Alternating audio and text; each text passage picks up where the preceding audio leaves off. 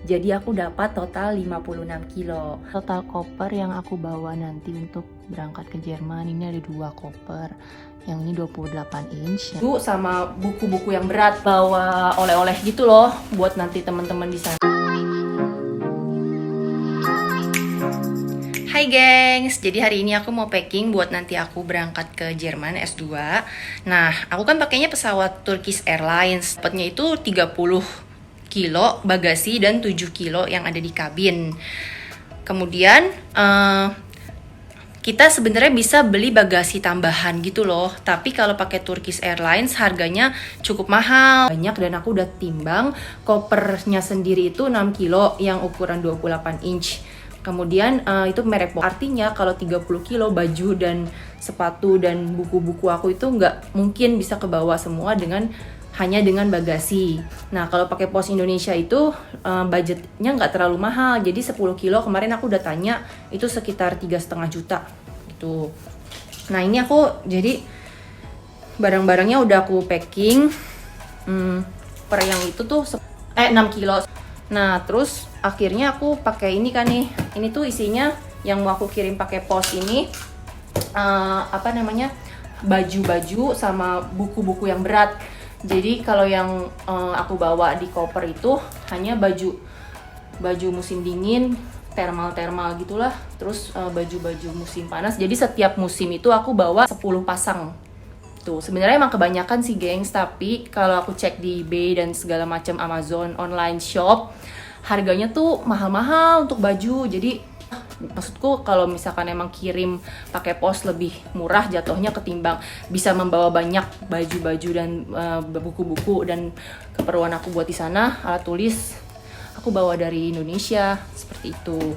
Kemudian kalau koper yang di kabin ini tuh aku bawa oleh-oleh gitu loh buat nanti teman-teman di sana. Sebenarnya ini tuh aku mau bawa yang kayak ada titipan temen aku juga, tapi itu berat gitu loh gengs. Nah, kalau yang ini tuh ringan-ringan gitu kayak 200 gram, pokoknya kecil-kecil gitulah. Nah, jadi masih bisa kebawa bumbu-bumbu Indonesia kalau aku kangen. Terus ada bawa super mie juga 5 biji. Sama ini ada kopi, bukan kopi sorry, coklat tapi rasa kopi gitu. Sebenarnya di sana emang banyak banget sih coklat-coklat, cuman kan ya kalau aku lapar sekalian di bandara aku bisa makan ya yang aku bawa ini. Emang kebetulan aku bawanya nggak banyak juga sih. Jadi yang di koper kabin ini aku khusus bawa kayak perlengkapan untuk untuk yang elektronik, barang-barang berharga gitu. Terus kalau yang koper besar ini, koper itu hanya untuk baju-baju sama alat make up yang liquid gitulah.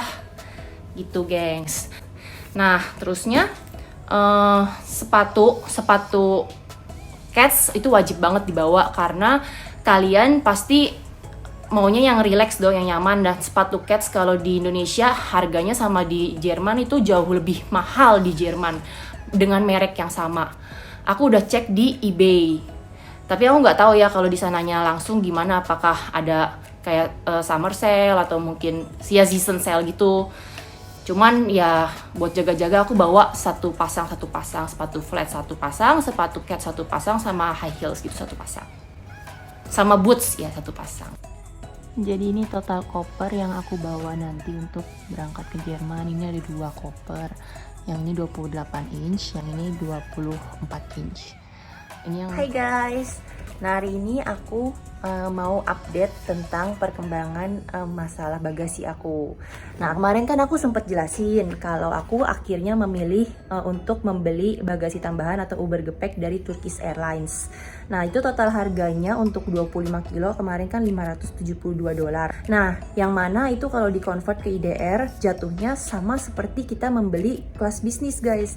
Akhirnya keluarga dan memang mereka menyarankan untuk membeli atau upgrade ke kelas bisnis. Seperti itu. Nah, jadi seluruh koper yang sangat amat banyak ini jumlahnya, akhirnya aku memilih untuk upgrade kelas bisnis yang dapat kopernya itu bagasinya 40 kilo ditambah dengan kabin 8 kilo dikali 2. Jadi aku dapat total 56 kilo. Nah, sekarang aku akan membongkar lagi atau repacking barang aku yang ada di kardus warna coklat itu masuk ke kabin. Karena yang bisa masuk ke kabin untuk kelas bisnis itu totalnya 8 kilo dikali 2. Jadi kalau kelas ekonomi dapatnya hanya satu kabin, 8 kilo maksimal. Sedangkan kalau kelas bisnis kita bisa mendapatkan 2 kabin. Jadi totalnya itu sekitar 16 kilo. Selama ini sih kalau aku naik pesawat pakai yang kabin itu lebih dari 8 kilo seperti 10 kilo, 11 kilo itu masih bisa. Asalkan kopernya memang koper yang ukuran kabin seperti ini. Nah jadi sekarang aku mau siap-siap untuk repacking barang-barang yang ada di kardus coklat itu untuk pindah ke koper kabin.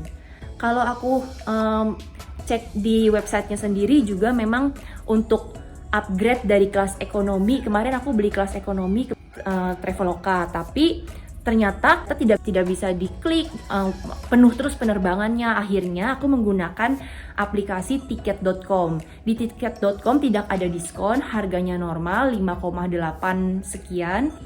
Terus ditambah untuk upgrade ke kelas bisnisnya itu, aku tadinya kalau buka di website Turkish Airlines-nya itu kalau mau upgrade wajib ke check-in counter atau kalau mau online wajib pakai miles. Akhirnya aku panik banget kan guys. Kenapa aku belinya tuh ekonomi awalnya? Kenapa nggak kepikiran dari awal aja untuk beli business class?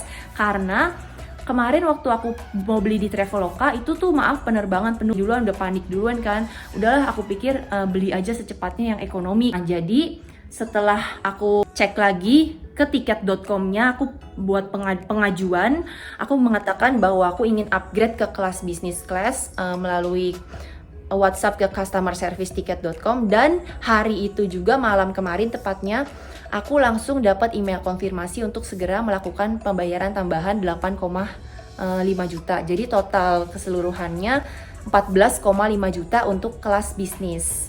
Kelas bisnis dapat 56 kilo. Nanti aku kasih lihat websitenya di sini nih.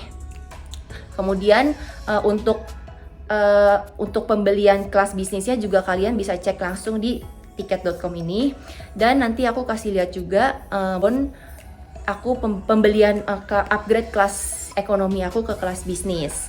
Nah jadi untuk teman-teman yang mau membawa barang banyak lebih dari 30 kilo untuk jangka waktu yang cukup lama, aku lebih menyarankan membeli kelas bisnis. Karena jika kalian memang benar-benar kebutuhannya tuh cukup banyak sih untuk beli kelas bisnis, untuk pakai ekspedisi atau mau beli bagasi tambahan atau bergepek, akhirnya malah ujung-ujungnya boros guys. Kenapa aku bilang boros? Karena dengan harga yang mungkin sama atau mungkin lebih murah sedikit dari 14 juta, tapi kita nggak bisa mendapatkan manfaat launch. Sedangkan kalau business class pasti kita dapat fasilitas launch saat masa tunggu atau saat transit juga kita bisa tunggu di launch, istirahat di sana, lebih nyaman lah, lebih ada privilege-nya seperti itu. Lihat lebih banyak benefitnya daripada yang economy class. So aku langsung cepet-cepet, untung ya guys, untung banget aku bisa upgrade ke kelas bisnis. Karena kemarin waktu aku cek websitenya di sini nih,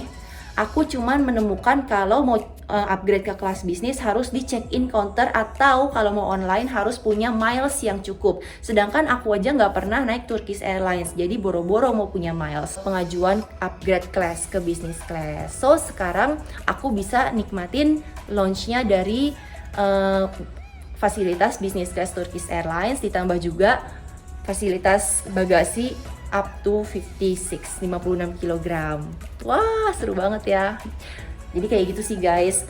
Intinya kalau kita mau booking tiket pesawat itu ya kudu bener-bener di manage sejak lama. Karena kemarin aku emang dapetin visa studinya itu cukup lama, 34 hari totalnya. Jadi aku kayak udah mepet tanggal 3 aku berangkat, besok tanggal 5-nya kelas bahasa aku udah mulai, kelas persiapan S2 aku. Jadi aku di Jakarta ini udah kelas bahasa Jerman itu sampai level B2.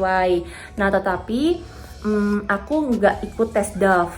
Aku jadi bayar Sprachkurs lagi di Jerman, totalnya sampai dengan B1 sampai dengan tes DAF. Jadi aku bisa mengajukan visa Studien Vorbereitung ini untuk persiapan studi S2 aku di Jerman. Nah, kalau misalkan teman-teman hanya mau Sprachkurs aja di Jerman, itu nggak bisa untuk pengajuan visa Studienvorbereitung, nanti dapatnya visanya visa Sprachkurs. Tapi karena aku memang ada tujuan mau S2, aku mesti menyerahkan bukti bukti Anabin dari kampus S1 aku London School, dan juga bukti kalau aku memang ada minat untuk lanjut S2 di universitas yang ada di Jerman. Nah, kebetulan kemarin apply di beberapa universitas yang ada di Hamburg dan di München, tapi akhirnya aku itu yang cocok memang di Universitas Hamburg gitu. Tapi apakah nantinya aku bakal kuliah di Universitas Hamburg, itu bisa diganti lagi guys. Yang penting intinya kita sudah dapat email konfirmasi dari universitas tersebut, melalui kita langsung email-emailan gitu sama mereka, dan mereka email kita dan menyatakan memberikan jawaban apapun, misalnya jawaban kayak kunjungi website kami, kalau Anda bisa melihat di sini segala macam. Nah, itu tuh udah bisa jadi bukti ke pengajuan visa Studienvorbereitung kalian, asalkan kalian juga punya bukti pembayaran Sprachkurs yang ada di Jerman. Bukti pembayaran Sprachkursnya ini sampai level TestDaF seperti aku. Dan jadi kalau misalkan pembayaran Sprachkursnya hanya misalkan sampai A2 gitu atau B1, nah itu aku nggak tahu gimana, karena memang teman-temanku yang sudah ada di sana sudah studi juga, mereka juga ambil Sprachkursnya ini memang untuk yang persiapan TestDaF, untuk belajar bahasa dulu lagi, dan untuk ujian TestDaF-nya. Jadi TestDaF ini tuh kayak tes IELTS gitu. Di Science, TestDaF memang diperuntukkan untuk kuliah. Kalau B1, B2, tapi lebih diprioritaskan itu C1 sama C2. C1. Kalau C2 biasanya untuk researcher sih, untuk yang S3. Seperti itu. Nah, terus biayanya berapa dan bagaimana cara kita untuk menemukan Sprachkurs yang cocok di Jerman? Kalau aku follow Facebooknya Ava Group. Nah, di sana kalian juga, teman-teman juga bisa menemukan informasi banyak banget dari teman-teman yang sudah studi di Jerman. Terus bisa kontak langsung ke mereka untuk tanya-tanya gimana Sprachkurs yang terbaik dan yang efisien gitu loh. Maksudnya yang nggak terlalu mahal tapi juga bermutu, berkualitas gitu. Nah, kalau aku dapatnya di Deutsche Akademie Hamburg, karena itu satu-satunya Sprachkurs yang ada di Hamburg yang harganya cukup efisien menurut aku, dan juga offline, kelasnya offline. Nah, karena sekarang lagi masa pandemik, memang kedutaan itu minta untuk yang Sprachkurs yang offline. Jadi kalau misalkan kalian dapat Sprachkurs lagi masa pandemi ini dapatnya online, itu agak susah guys untuk pengajuan visa Studienvorbereitung atau visa studi atau visa Sprachkurs apalagi. Karena mereka pasti berpikir untuk apa online class, kan di Indonesia juga bisa. Nah, jadinya aku cari yang dan dapat di Deutsche Akademie Hamburg, itu dapat yang Ort atau yang studi di tempat seperti itu. Nah, untuk biayanya berapa, kalian juga bisa langsung cek di websitenya Deutsche Akademie Hamburg. Nah, jadi seperti itu guys informasi yang bisa aku berikan hari ini. Di video selanjutnya aku juga akan menjelaskan tentang perjalanan aku menggunakan business class dengan Turkish Airlines menuju ke Hamburg, dan juga bagaimana cara mendapatkan visa studi untuk S2 di Jerman atau visa Studienvorbereitung. Sekian video aku yang kali ini, dan kita akan bertemu lagi di video selanjutnya. Dan kalau kalian suka dengan video aku dan belum follow aku, bisa subscribe YouTube channel aku, dan juga thumbs up, like video aku. Sampai ketemu di video kita yang selanjutnya dan di perjalanan aku yang berikutnya. See you und viel Glück!